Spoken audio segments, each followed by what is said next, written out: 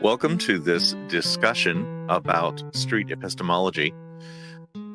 If you would like to interact with us directly, please come to the Discord. You'll find a link down in the description. We don't have the live chat running on YouTube because we're not sophisticated enough to be able to run two different chats at once. So if you come to the Street Epistemology Discord, we're in the live show room. You can come there and talk to us. Today, my guest is Miles. He's an obstacle course runner. He's a lab geek, and he's also used to be a Jehovah's Witness. So tell us more about yourself. This is your bio moment. Okay, so that sums me up pretty good. I am total lab geek. Love science in every which way I can get. All about empirical evidence. And I was also a competitive obstacle course racer. I shouldn't say was. I still am. Even though there weren't hardly any races last year, they all got canceled, and most of them are still getting canceled for good reasons. They are finding a safe way to do it, but it is a wonderful community of people with a lot of grit. And come join me anytime anyone here wants to come join me out on the course, wherever you're at. You let me know. But yeah, we'll have to figure out how they can contact you. I don't have contact information for you that to publish. Oh, I'm sorry. Yeah, hit me up on Facebook, Miles Keller. Easy. There are several other Miles Kellers, but you'll recognize this mug. I got a Spartan band on. You'll see all the obstacle course thing and fitness related things. I don't really. That's how most people know me. So I don't actually post a lot of the SE stuff. And I almost wonder if that's advantageous to when I approach people in conversation. I have a lot of our SE conversations in the gym, believe it or not. So when we'll mention something, oh yeah, I'm so blessed this came through. Really? How? That's interesting. Why do you think it was blessed? And so it opens up these conversations. That happens a lot in the gym. But I was a Jehovah's Witness for 40 years of my life. Wow. And what it is, people call it a cult, and it is a cult. But you don't realize that growing up in it. And while most non-denominational Christianity, these other religions are harmless, this is one of the religions that is directly can harm people, whether it be emotional aspect through people have heard of maybe the shunning. Like as soon as I started questioning things, my family shunned me. Did they call you a PIMO? No, they don't know what that acronym means. They don't know. I'm familiar with the John Cedars channel, Lloyd Evidence, and he taught me what PIMO, physically in, mentally out, meant. And so PIMO is a term that is not used in Jehovah's Witness circles, but used outside of Jehovah's Witness circles? Yes, exactly. They have no idea what that means. So if you're a Jehovah's Witness and you so much as were watching the John Cedars channel or anything that was criticizing or critical of the Watchtower Kraken Society's information in any way and the doctrine and the beliefs, you could be deemed like an apostate. They will shun you. You're talking about losing all your family because that religion also wants you to just hang out with other Jehovah's Witnesses. You just date other witnesses, marry other witnesses. These are all your friends and family. So when you are shunned, it could be a severe consequence. I was very fortunate due to the fitness industry and obstacle course racing that had a real strong backing of good friends outside of religion. And the reason I really come to street epistemology is because usually the conversations with Jehovah's Witnesses have the lowest success rate for people that conduct SE. And I want to experiment with a different way of approaching SE and the Socratic method, where we are inputting evidence within the question Now, I know that sounds crazy because normally Hmm. we supply evidence, and you don't Right, want to right. really. That pushes on our direct messaging standard.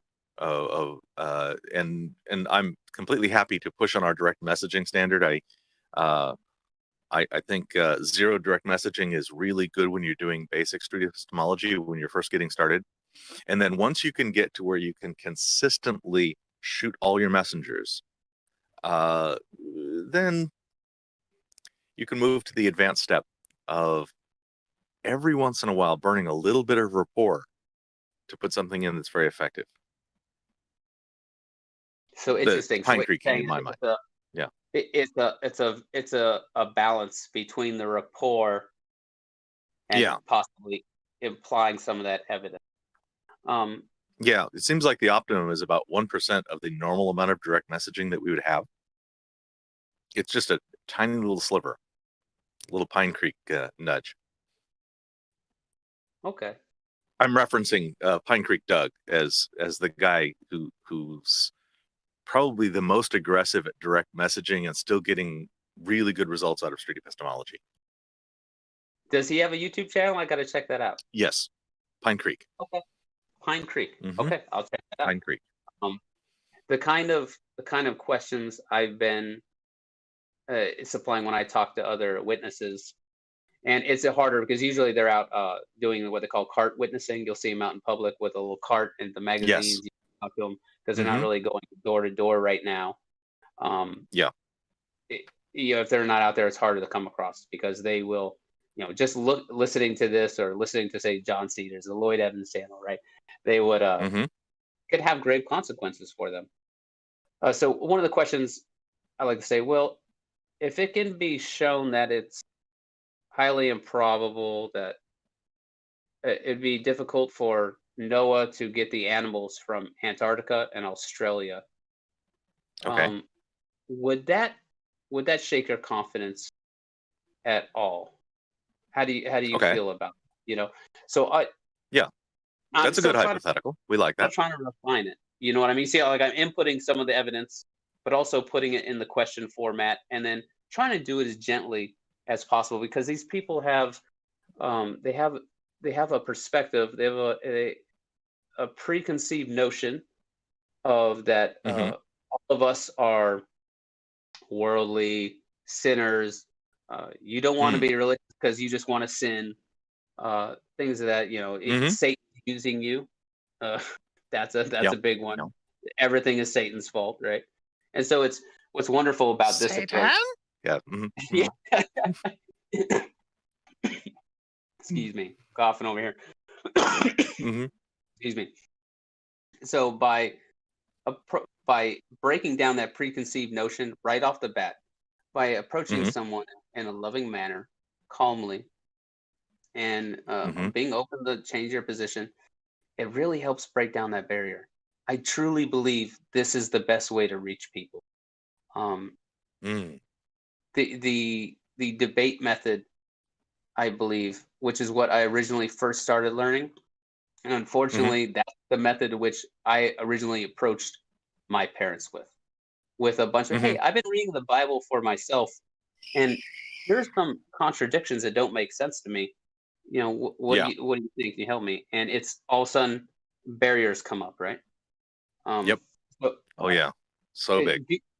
Do you have any experience in that? What are your opinions on talking to? I don't have very much experience directly talking with Jehovah's Witnesses. I was a theist for about the first 40 years of my life. I did use that debate method with my parents, who were staff in a missionary school. I mean, seriously, way into it. And in a missionary school so conservative in the Protestant zone that they were just as shunny as the Jehovah's Witnesses.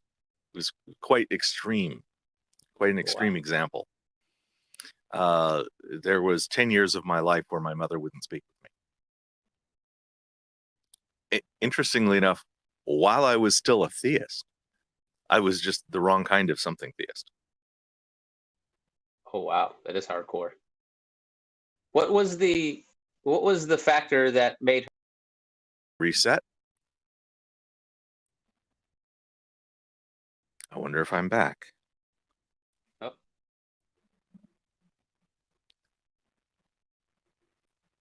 Am I back in the room? I can't tell. Oh, good. Yep, I'm here. I'm not sure. Yep, can you hear me? Okay. Yep, a little hiccup there. Go. That's weird. No problem. Anthony in chat mentions, I do wonder if Pine Creek style, where he messages every once in a while, is tolerated because of the venue that he's operating in. Yeah, he does a lot of his street epistemology on his YouTube channel and is inviting people in a very specific niche of mostly theist apologetics and things like that. So rapport works a little bit differently than a stranger you've never heard of just approached you on the street. So yeah, I agree with that. Yeah, and so Anthony's comment, video chat with observer. We should be cautious to think that it's instantly transferable to other venues. Yeah, I'm slowly working through that. Obviously, on my show here on the YouTube, that would be probably a different setup. I also do a lot of SE practice on the Discord, and that's again a different venue with a different level of tolerance for direct messaging. Largely because the people in the practices are already familiar with each other and are already familiar with street epistemology, so their defenses aren't nearly as high. Yeah. Okay. Yes. So, yes, my parents did the shunnings and definitely had the defensives, and I went through an unusually long angry atheist phase. My understanding is typically it's 2 to 4 years, and mine was maybe 6, something like that. Hard to say exactly how long.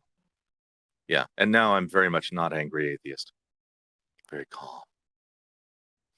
That reaches people so much better. You notice even like when you watch the debates, the angrier people get, as soon as they start getting really upset, you immediately know that, okay, they're just really uncomfortable because their argument's breaking down, and they might be coming to the notion because that they're wrong, because no one ever is just immediately, oh, I'm wrong. Oh no.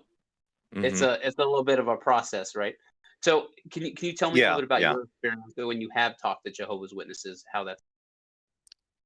I can't recall having done street epistemology with a Jehovah's Witness. Okay. I haven't had the opportunity. They're not in the venues where I'm going. When I sit down in the park, they don't sit down to talk with me. That kind of thing. And with the way I'm set up, it's very much an opt-in kind of thing. Somebody, I'm throwing up a poster that says, I'd like to have a conversation. And those people that choose to sit down to have a conversation and be recorded, because I've got cameras and things, are there. And my understanding is Jehovah's Witnesses in general aren't supposed to be recorded talking about their religion. There's a nothing in the doctrine. There's nothing in the doctrine or belief about not being recorded.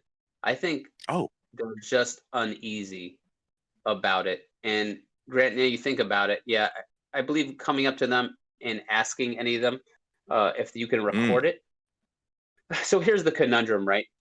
Us as street epistemologists, we believe that is the moral correct thing to do. You want to make sure you have people's consent, right? You care about that person's feelings and how they perceive it. You want to be as honest as possible coming into the conversation. But as soon as you ask, can I record this? Walls come up. Oh, is this guy an apostate? Is this what's this for? They get nervous, there's a bunch of different things.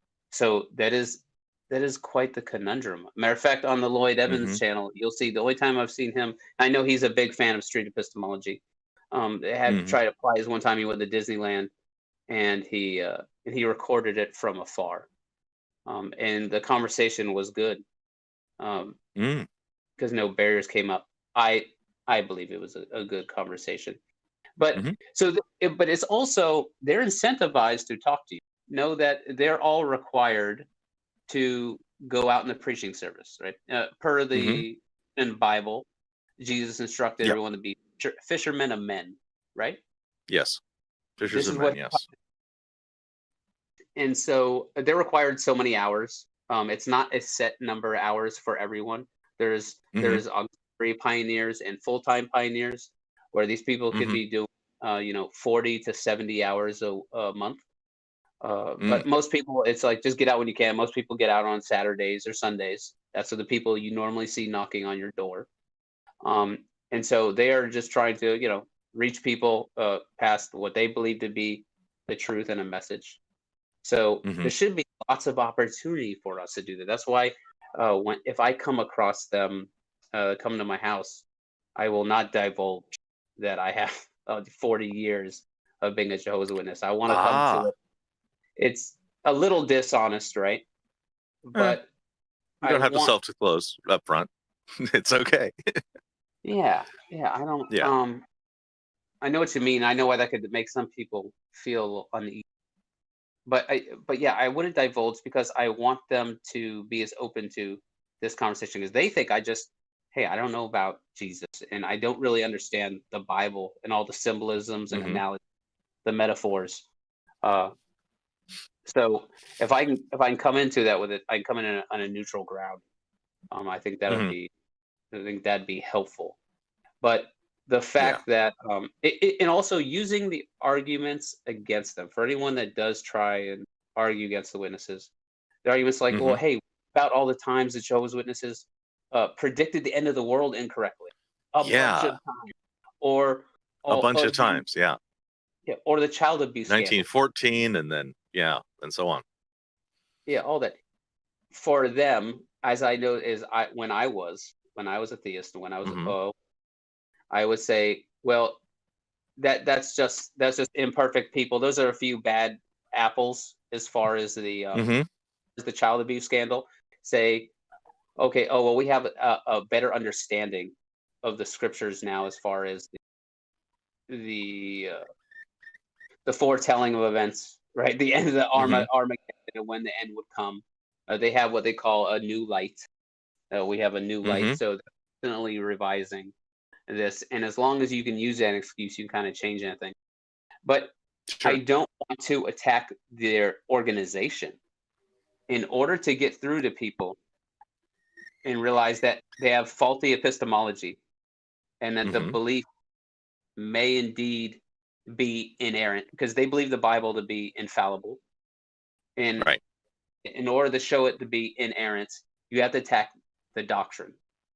And I say attack. In order to show it to be inerrant, I think I may have heard that backwards. Do you mean in order to show its errors, you have to attack the doctrine? Yes, I'm sorry. I did say inerrant. I apologize. Yeah. Yeah, we're trying to show that it's fallible. And and they believe it to be 100% correct. Whereas you'll find many other theists, right? They will tell you, I don't believe the Bible to be 100% infallible. How could it be? It was translated through many different languages over men for thousands of years. And those are the people we really love talking to, because they're more likely to reason and use logic. Okay. Right? But the witnesses, not so much. So, and I'm open to, please tell me if you have any other ideas besides attacking the belief system, the belief structure, that we could reach people. I don't have specific experience with Jehovah's Witnesses, especially. I have gotten a chance to talk to Mormons a good bit, and lots and lots of Protestants and Catholics.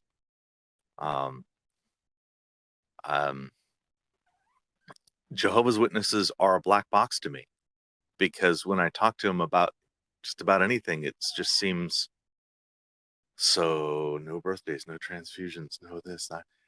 And my experience of what they actually believe is 90% from Lloyd Evans. I don't actually have very much exposure. I lived. I first grew up about 5 or 6 blocks from a Jehovah's Witness church, and yet, just don't know much about it. They believe the end can't come until you preach to everyone. Everyone's got a chance to hear the truth, the good word, and yet you are right down the road and nothing. So. Yeah, well, we were in pretty much just as intense a little cloister of yam yam yam that can't hear anybody as I think they might have been. So it's hard to say. I believe, by the way, you can go on jw.org and request a Bible study. That might be a good opportunity for you and a fun chance. I mean, worst case scenario. Okay, so I go to JW and request a Bible, and now I'm probably putting myself on a mailing list to get visited if I do that. No. You can request a Bible study for someone to come visit you. Okay, so I am directly asking somebody to come and talk to me. Okay. Yeah, I don't know if you can request a Bible itself. And so, okay, I misheard you the first time you said it. Oh yeah, I'm sorry. Yeah, no problem. There is a lot of people that think that Jehovah's Witnesses have their own Bible, and that's not true. They have the New World Translation is just modern verbiage instead of "thou shalt not." You should not. Okay. It's just simply in the verbiage. So anyone who is familiar with the Bible, this is a good place to start. Okay. Good way to talk to you. But what's their opinion on the King James? They will go with whatever Bible you have. As long as it's the canonical Bible, they're for it. If any of them, they are strongly urged not to read any other outside information. So any of the non-canonical books that you and me may have seen or read, they're not going to be versed in or willing to take with any gravity. That's why I like just trying to use logic and reasoning around why they believe this or that. So the blood transfusion issue comes from a scripture that has to do with not eating blood, and that's twisted into not. Yeah, that got extended. Not taking it away. Yeah, and so many people have died because of it. Children have died. My daughter had a heart surgery when she was 6 months old, and this is while I was a theist. And I remember telling them about our no blood transfusion, and I'm very thankful that in the state of Texas where I live, they take custody of children until they're 18, so you don't actually get a say. It's not that way in maybe the rest of the country or in other countries as well. So I was very fortunate. I mean, she did get a blood transfusion. And so the state takes custody in Texas. Yes, sir. I mean, are you saying they takes custody in some sense of all children, or are you saying that in the case of JWs they take custody? No, medical procedures. What are we saying? No, medical procedures. The people there were not familiar with Jehovah's Witnesses. So get this: they actually sent a CPS, a Child Protective Services officer, after we told them that, to the house. And they saw the house, inspected that it's safe and it's a beautiful, clean house. And then there's someone legal or someone must have got onto them, because they called us the next day apologizing profusely, because I think they realized that could possibly be a possible litigious situation. Calling CPS, yeah, I bet. But I would I hope CPS does get involved in. You hear these situations that very well is hurting people. People are dying. People die from the shunning. People get extremely depressed. You're talking about all your family and friends, the structure of your life crumbling, and so people become understandably very depressed. This can lead to suicide. Things of grave nature. I'm familiar with shunning. Could you tell my audience a few minutes so that they understand what shunning means in this context? Yeah, so shunning is when, let's say, when I started questioning things. Matter of fact, I'll tell you my story. Better, I'll give you a perfect example. So I was married. I was married for 10 years, and we didn't cheat on each other. We didn't beat up on each other, anything like that. We just argued. It was one of those situations where you're around someone where you're walking on eggshells all the time. and it's not supposed to be around. And this just until you start like staying away from each other, and then things deteriorate, right? And I feel like that's very common. A lot of longstanding. It's but anyway, so we got divorced. Now, there's only one grounds for divorce in the Bible, as I'm sure you're familiar with the Bible very well. I think that would be sexual infidelity. Yeah, adultery, fornication, right? Mm-hmm. And they also believe that it has to be proven. You have to have witnesses, and you have to have some sort of proof. At least you have to have at least 2 witnesses to their sexual infidelity. So if they don't admit it, you're pretty much screwed unless they're an exhibitionist. Yeah, got it. Yeah. And so we didn't cheat or beat on each other, and she filed for a divorce on me, and I came to the situation. Well, she kind of had me by the proverbial balls, right? Because I would not be allowed to remarry or date anyone else, even though she's legally divorced me. Right. Until someone commits fornication or adultery, has sex with someone else, you are still married in the eyes of the Lord. I see. So that person can keep you hanging forever. Like, she filed for a divorce on me, but he's just going to keep it dangling there that I can't proceed with my life. It's already horribly emotionally distraught that I don't get to see my children as often as I did every single day, right? That's that's another common misconception, that fathers don't love their children as much as mothers. They do love them as much. And so that's already hard as well. And then she's dangling it. And so when I started pointing that out, like, hey, this doesn't make, she still had privileges in the congregation.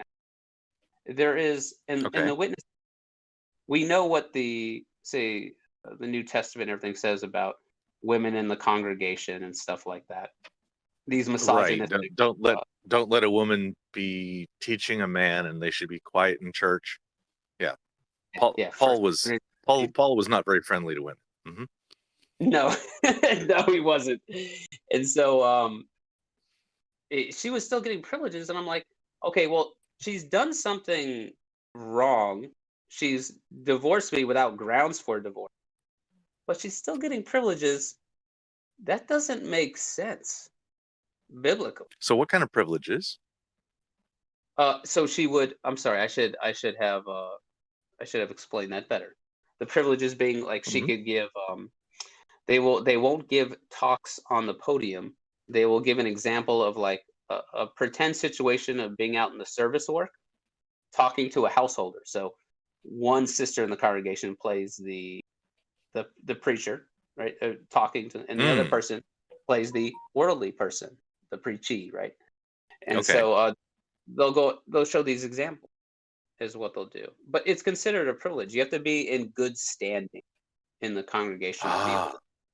Yes. Okay. I'm sorry. So they're careful not to put the female in a position of authority by putting them in front of a pulpit. Instead, they say, and here we're going to do a public role play.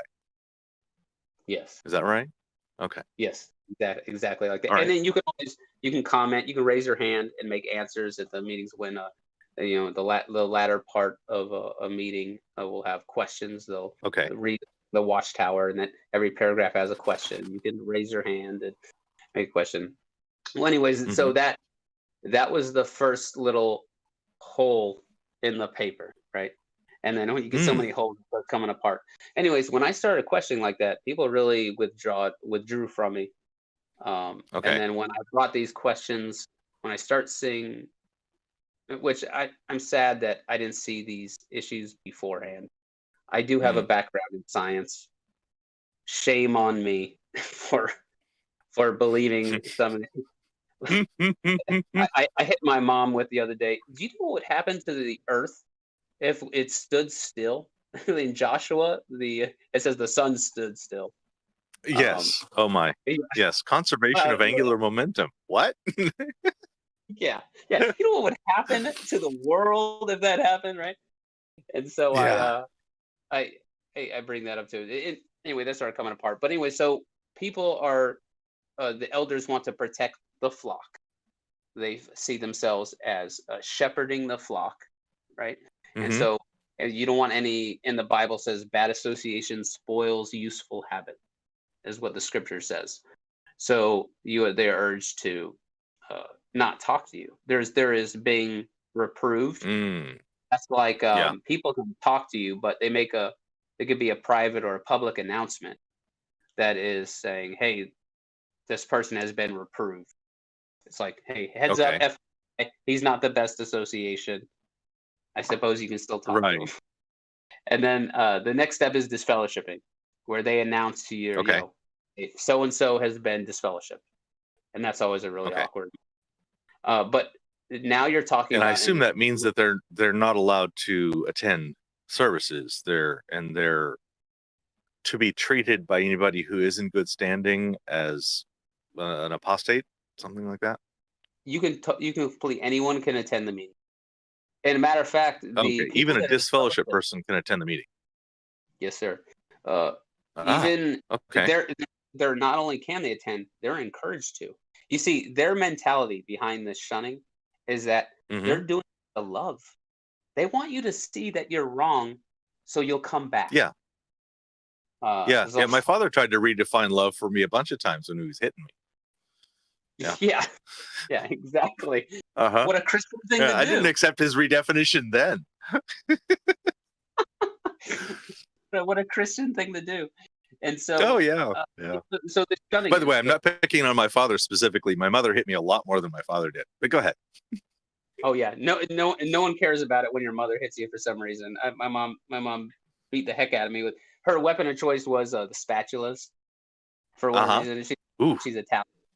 And so it was no big deal. I've got a hard butt now thanks to being spanked by all the different spatulas. So metal, wood, plastic, whatever. I got an iron butt now because of it.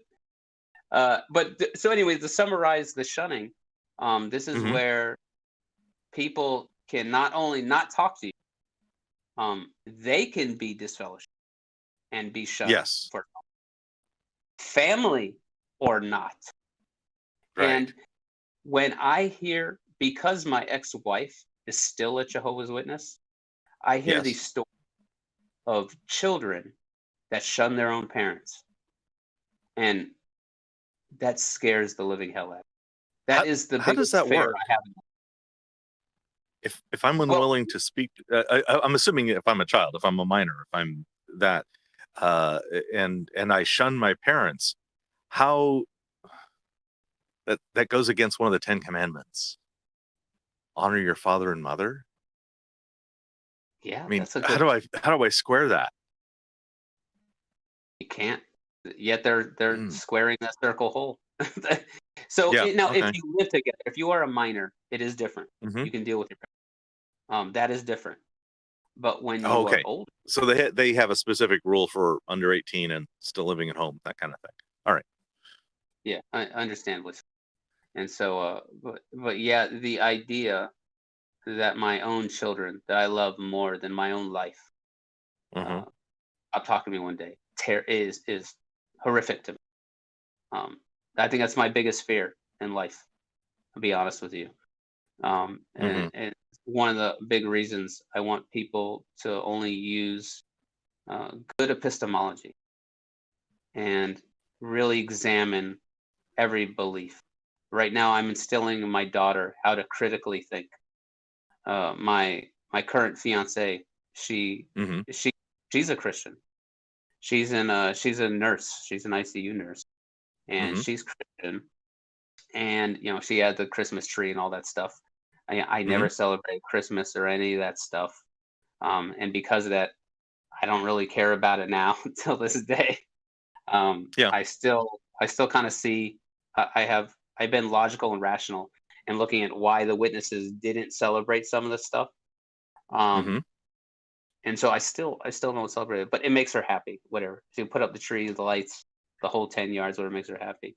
And my daughter was, the fiance and her daughters were making Christmas ornaments.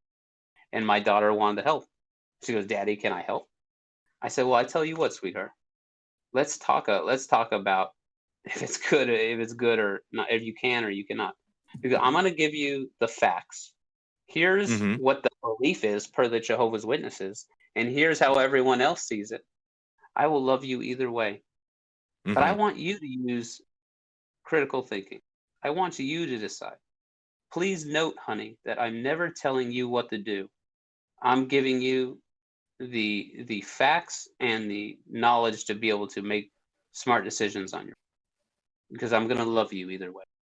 And she Mm-hmm. did. She ended up making ornaments, and she ended up feeling guilty. It's more difficult for me because when I show her something, she's asked me. She asked me the other day, Daddy, how come you don't? How come you don't? You should read the Bible. How come you don't come to the meetings anymore? You should read the Bible. I'm like, Mm-hmm. you want to read the Bible?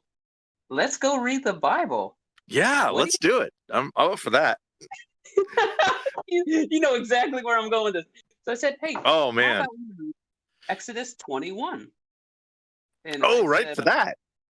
yeah, Uh-huh. right. No, Sure. right there. Sure. Right I there. skipped Genesis 1:1 where plants grow without sun. Right.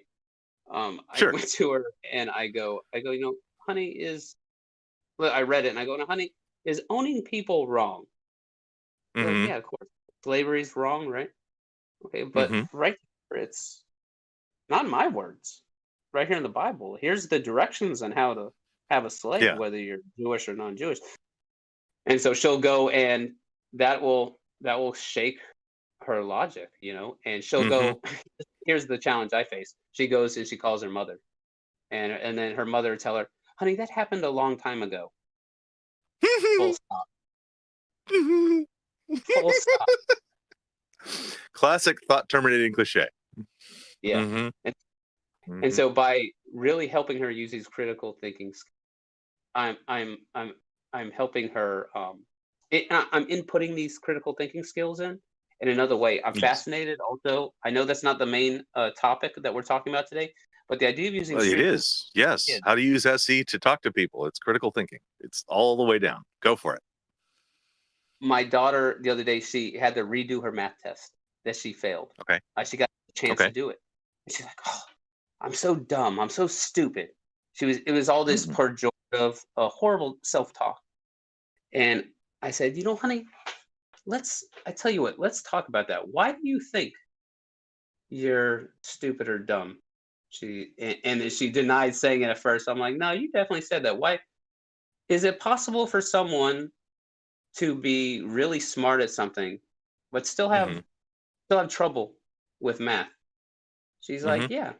So okay, honey, then why do you think you're dumb then? And she goes silent for a couple minutes, and she's like, Mm-hmm. yeah, you're right. You're right, Daddy. I recorded that. I'm still trying to figure out how to use Discord. I want to post the video, but Hmm. maybe it could possibly be used as Yeah. Talk to a. my producer. He knows this stuff really well.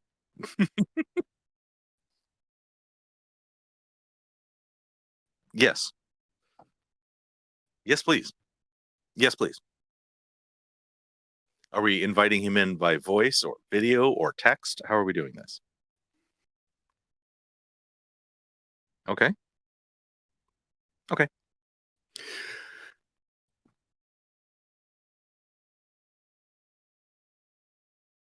And I'm all Uh, yours if you want.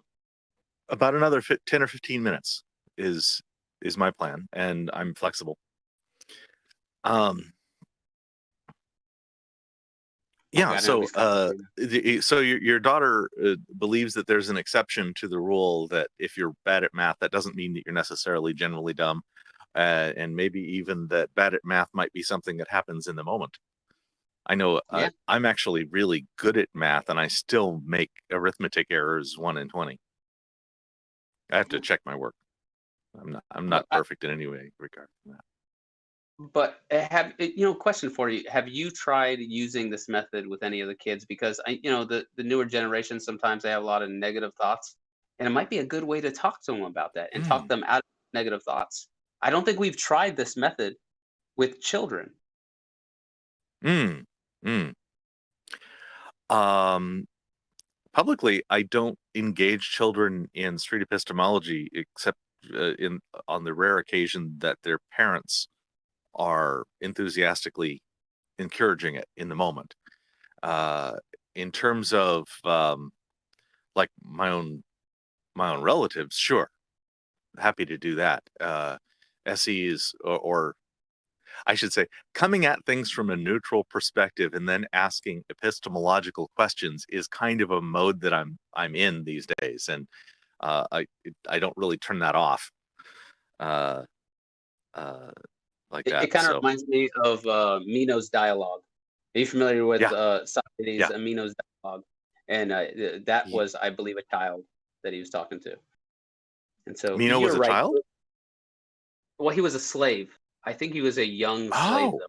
Could have been a child. okay. I could Yeah, be wrong, I didn't. but I know he was a slave. I've only read the dialogue. I haven't gotten the context of it. I'll verify The that later dialogue on. about whether or not people ever desire anything that is bad. Is that the one? I think it has to do a little bit about virtue, but basically he teaches the kid that he can do arithmetic or he can do geometry by drawing the square and showing that twice the area of the square by using lines. And Okay. showing the man that has not been taught geometry that he does actually have that knowledge. There's different ways to look at these dialogues.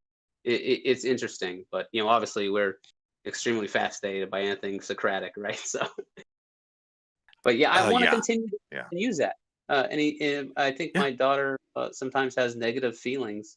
I mean, as we all do. This is almost like a superpower because I think we all get, at least I do. I get negative feelings every once in a while. I'm like, wait a second, I'm being irrational.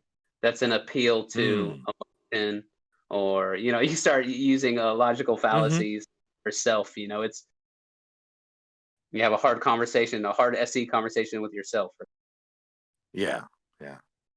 I know mature grown-ups who have the same failing of seeing one example of an error and then generalizing it to their own personal failure or their own. It becomes an identity thing. It's sad. Yeah. And yeah, So I speak to them and say, all right, so here's the example of here's the ratio of the fails versus the non-fails, and then here, let's find somebody else who has a similar ratio and see if you have that same opinion about them. Are you as tough on anybody else as you are on yourself? That kind of thing. Yeah. oh well. Hello, Anthony. Welcome in. Hello, can you hear me? Yes. I'm not sure if I'm talk to voice or talk to. Can you guys hear me now? I hear you. I hear me, good. Anthony. Okay. Maybe I can get my video going too. Cool. Let's see if this works. Oh, okay. No worries. I didn't want to interrupt your conversation because it's really fascinating, and I'm glad that you two are talking and about this topic. I think it's great. There's not a lot of examples where we're using street epistemology with Jehovah's Witnesses, so I think it's a very important talk. I wanted to share a situation that I had about a year ago in Portland. I was out doing some SE on a campus, and there was a JW cart about 15 feet away from me. And I smiled at them and waved, and they never really came over. I started doing some interviews with students and people walking by. And then eventually, one of the people ended up walking over to me to wonder about what I was doing. And I had my camera going, was pointed at the ground, but I was recording the audio. And it ended up turning into a conversation where I was exploring her view that Jehovah was real and that the book is true and all this other stuff. I didn't think about getting consent to record. And then she walked back to the cart, started whispering. I think the other individual at the cart, it was a guy. They started whispering together, and I think he was pointing out to her that I was recording that conversation, likely.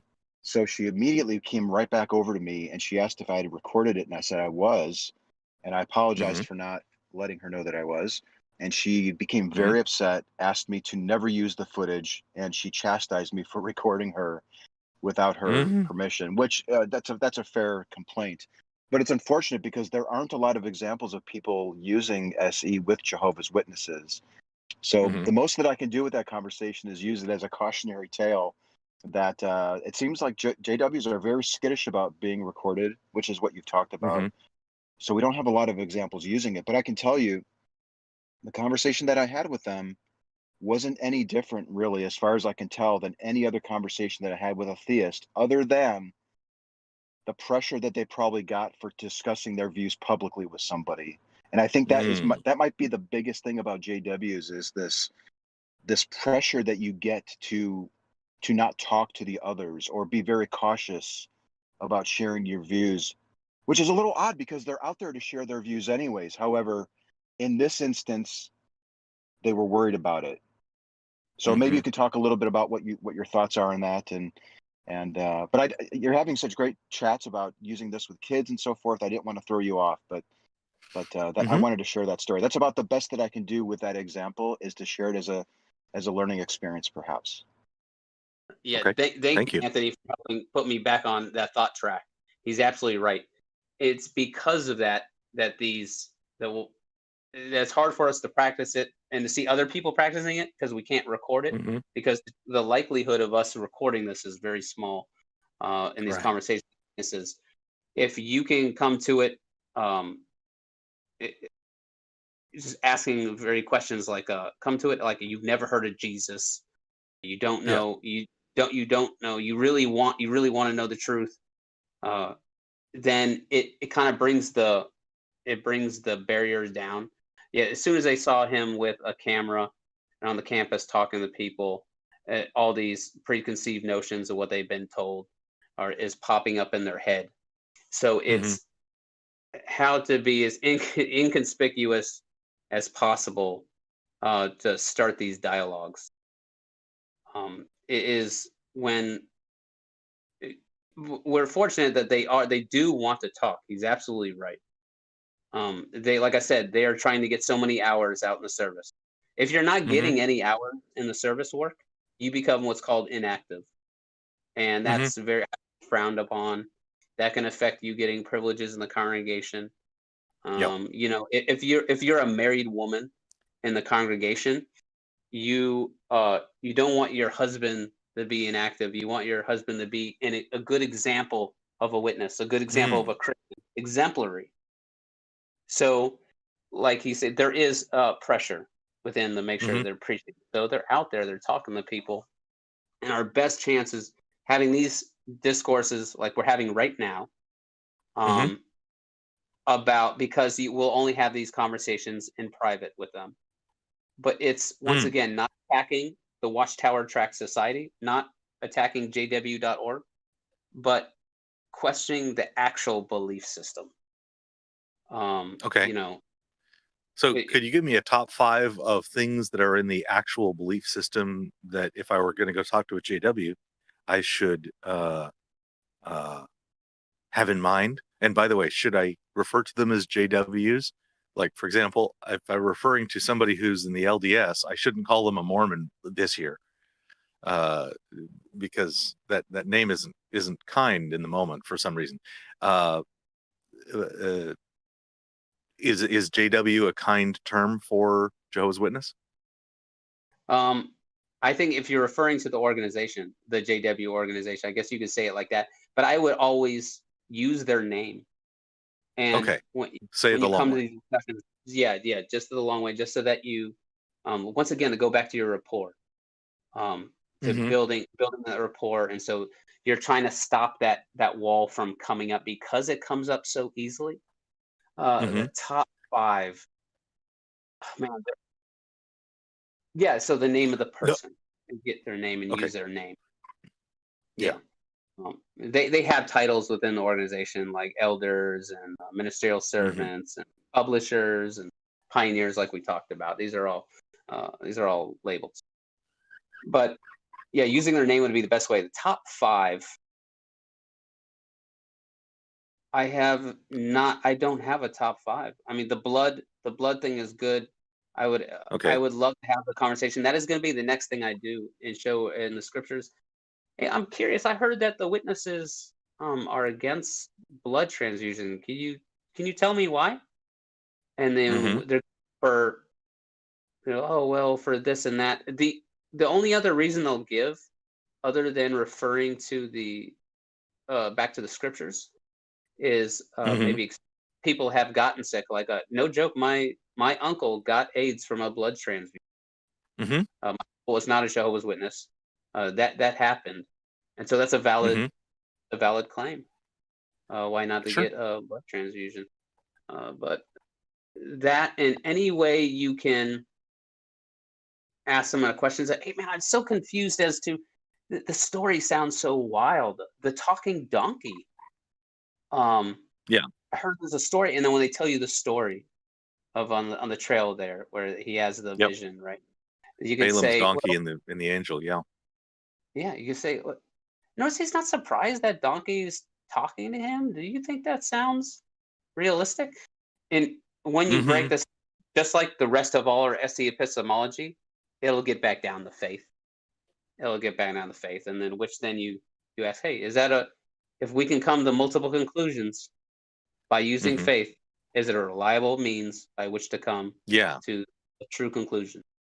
And that's where, a matter of fact, I'll post the picture later on. At the last conversation, I texted my mother last week, and I to just give her a fair heads up. Hey, Mom, FYI, I love you, but I'm not going back to the meeting. I've given you lots of questions that you can't answer. I would love to be, trust me, I would love to get my 40. No, I didn't waste 40 years of my life believing something to not be true. That's a long time to believe that. I love to be true. She goes, you just have to have faith. And then I told her exactly what I said about faith, and she goes, "Shut up, you're stupid." you'll see. Yeah, and that's the defensive mechanism. Who knows they don't have good footing to stand on, right? Yeah. But that's why you got to start poking small holes in the doctrine. Shut up, you're stupid was what my mother told me when I said, but in Isaiah, that word that you're calling virgin was young woman. Yes. Yeah. Shut up, you're stupid. Yeah. Thanks. All right. It's not taught Moving on. Taught the translations. Yeah. I mean, hopefully, the question of whether Amma is a young woman or virgin or something is a lot less important than whether or not you should have faith. It seems like they're different layers of the thing. Yeah, they don't correlate. So but I implore everyone here to, when you do get a chance, please talk to them, because there's people that die from blood transfusion. There are people that kill themselves because of the shunning. There are people that have been thrown out, homeless from their homes because of this. Marriages end all the time because of it. And I'll simply. Yes. Correct. Yeah, as FK says, they're dying of not getting blood transfusions, not because they got them, but because they refused them. Yeah, I'm sorry. By far the majority of the time, I misspoke there. Yeah, that's totally fine. Okay, so if I get any chance to speak to a JW, I will definitely take them up on it. It's good to keep in mind that shunning and blood transfusions are the ways, at least for Miles, you think that's some of their most harmful components.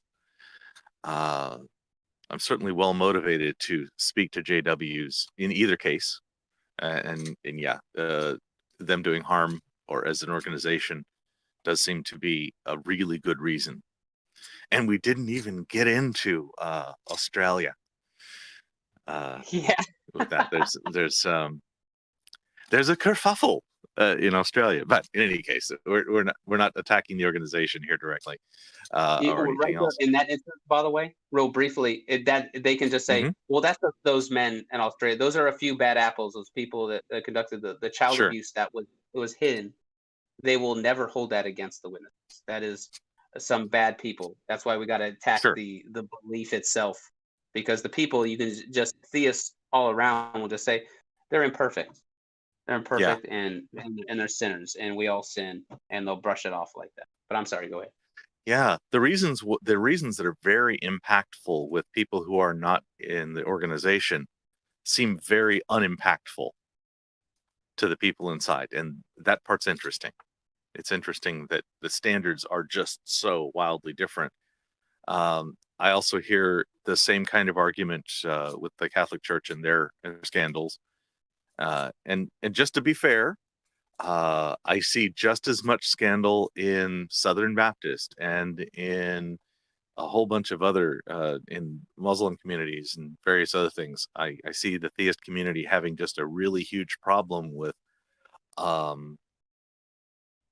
something like asking somebody to be celibate and then putting them together with everybody's children and making them a trusted something. I think there's a systemic problem there in the way that the leadership deal with the children in most theological organizations. But that's just my own opinion. Oh, I absolutely agree. Thank you. Yeah, thank you for this. I'd like to have lots of this conversation, and perhaps if anybody gets a chance to speak with JWs and gets any particular insight, please come and join us on the Street Epistemology Discord. Here's a way to get there, and also there's a nice link down in the description, so you don't have to try to pause and point your phone at your phone or something to see this. But please come to the Street Epistemology Discord. We would love to learn from you, learn with you as we go. We have regular practices on the weekends, and also throughout the week. There's 4,000 people probably willing to talk to you. Not all of them are willing to talk to you. There's a lot of lurkers. That's okay. Yes, please. Since and I'm audible on YouTube, I think.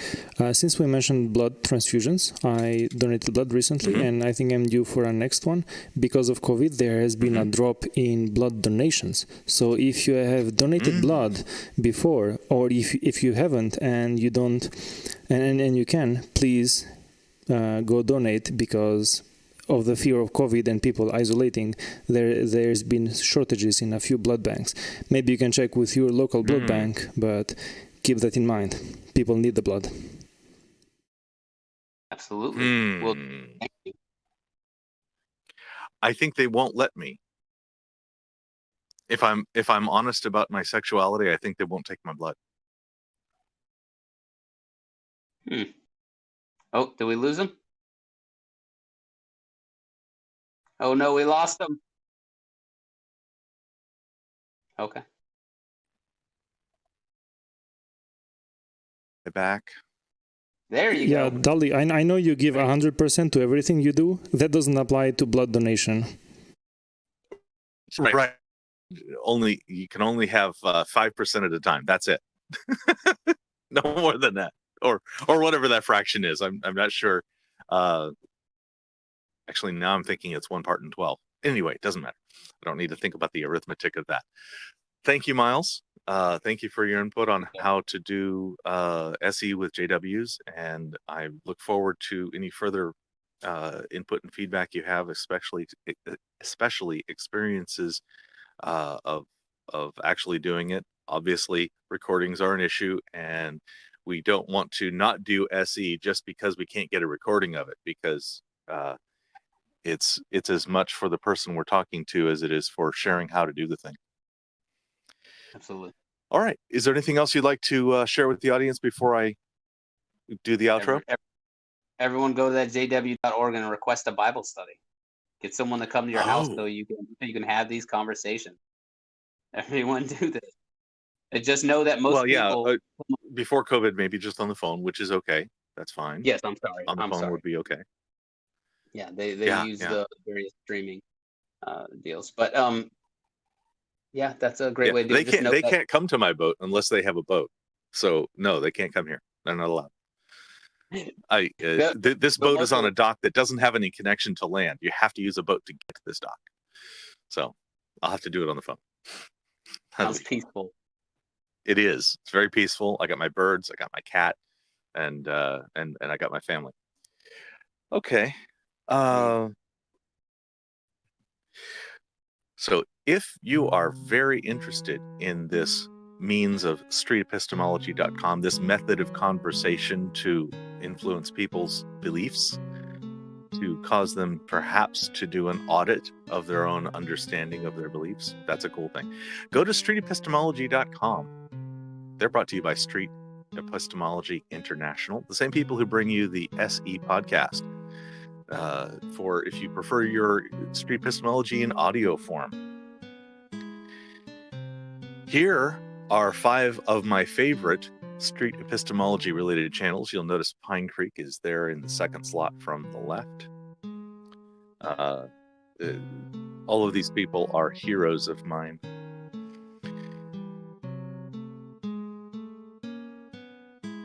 Thank you for joining us for this discussion about street epistemology. The discussion continues on the Discord. And if you would like to be a guest on my show on any topic around SE or doing SE, demonstrating, learning it, however that works, I look forward to hearing from you. Thank you very much.